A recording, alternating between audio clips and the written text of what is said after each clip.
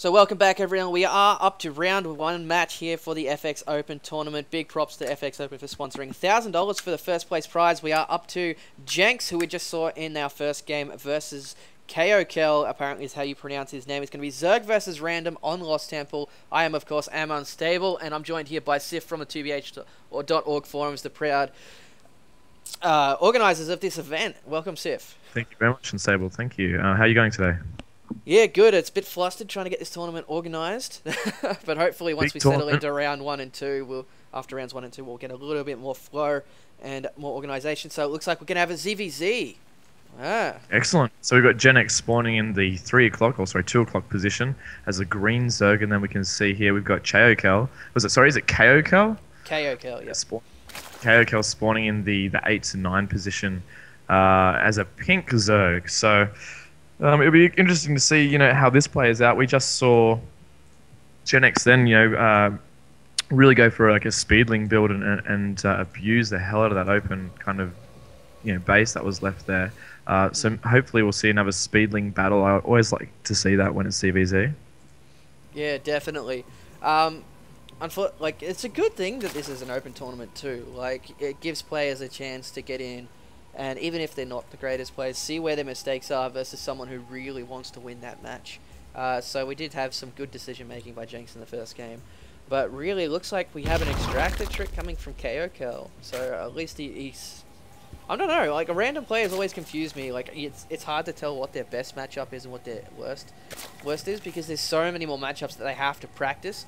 But it looks like we are going to be seeing a scouting out by Genx, so he's going to see exactly what's going on. No scout coming out from vschaokel yet. He's only sent that Overlord. I love the fact that Genx went for that Overlord to scout the top position and then went straight across the middle.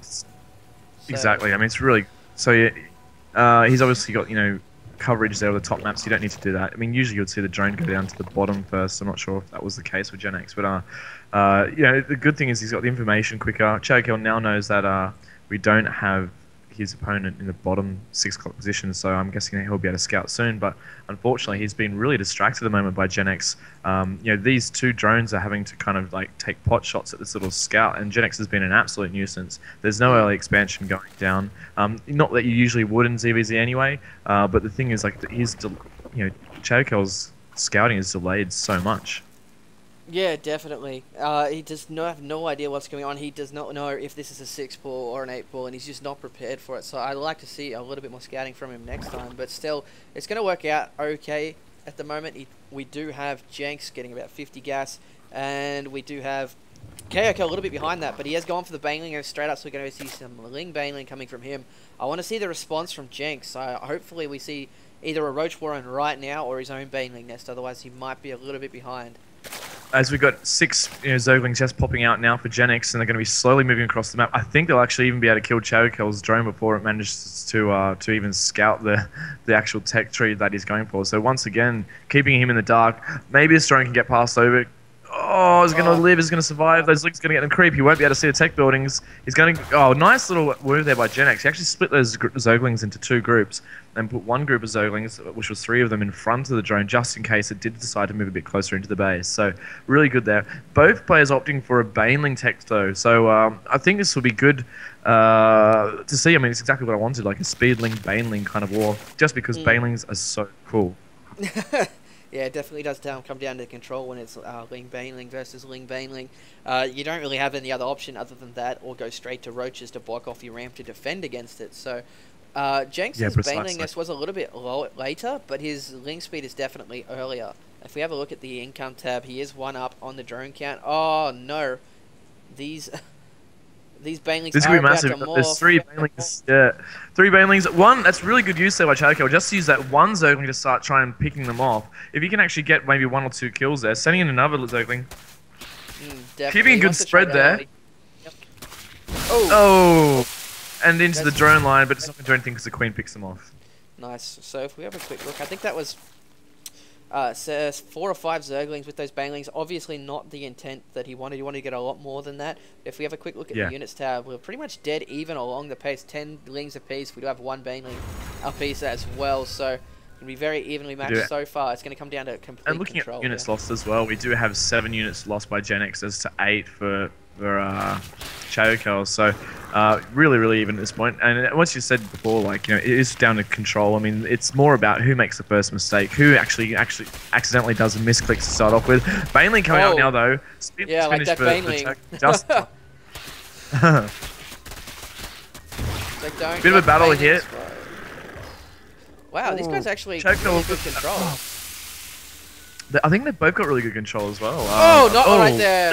That was a big blow to Genx. He lost almost all of his lings. He's got 2 banelings, and we got a bit of a lag by the Russian streamer. No. I think it's good to note there that the thing that vschaokel is really using well is the fact that he's sending off 1 or 2 Zerglings or 1 or 2 banelings into the mass of the the army of Genx. So we're seeing really good control there as far as like one unit is able to kill several.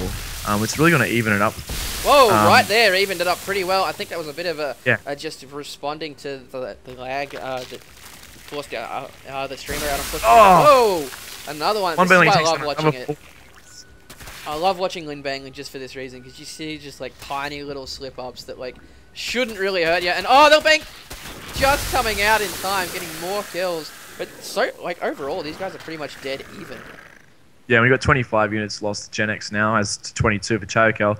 Baneling almost getting in there. I think the Queen will be able to pick this one up quite easily, though, because there's only 1 Baneling there. Banelings are so much more powerful when you... Oh, 6 Zerglings go down.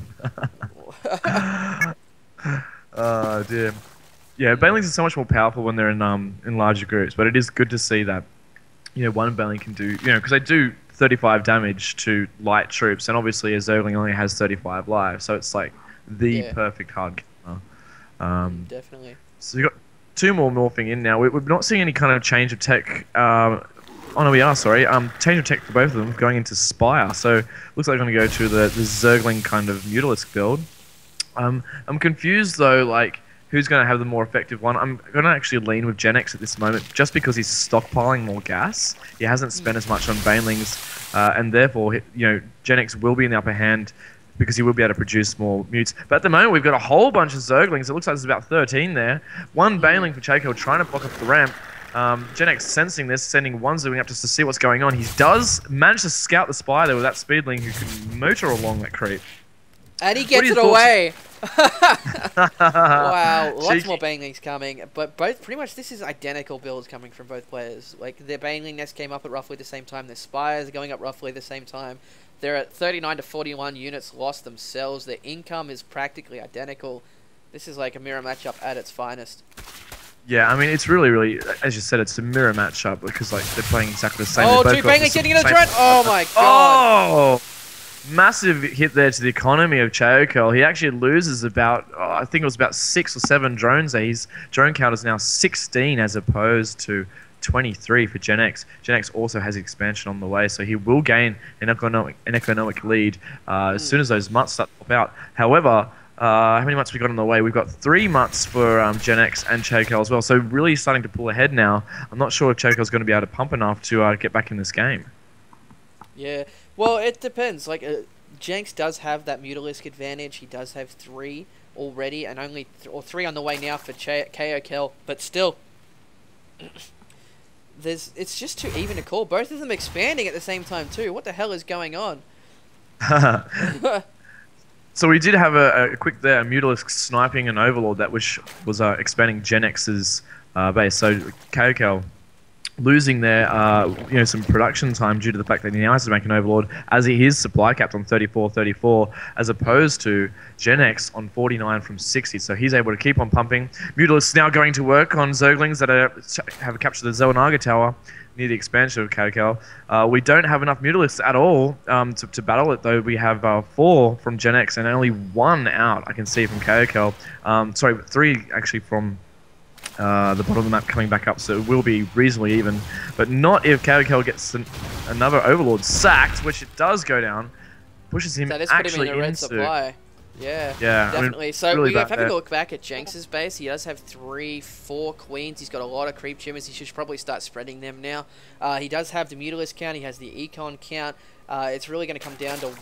I think he's just got that economic lead, and with these mutas there to harass, keeping vschaokel in the red supply, he might be able to take this down. He's lost another Overlord, unfortunately, and he does not have the Mutalisk count. If these go head-to-head, Genx will win. Nice control by Genx as well on his Mutalisk. He's not going to lose Good use the Queen any. there as well, I must say. That's a bit of a pity. Like that really good transfusion then, just to keep that Mutalisk alive. So good usage from vschaokel there, using a smaller army to fend off that large one. I don't know if he's going to be able to pump enough troops to get back into it though, due to the fact that he's down 42, where Genx is on 64. So those Overlord snipes really affecting the way the macro went. And now we have another battle. 2 Mutalisks versus 4.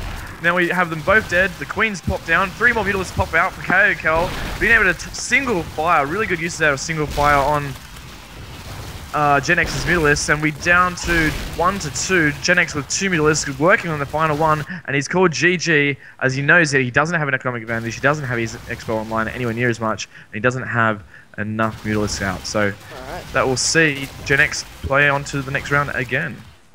Nicely done. So I will chase up our next game for us. I have already lined someone up, so bear with us, guys. We'll just be back any second.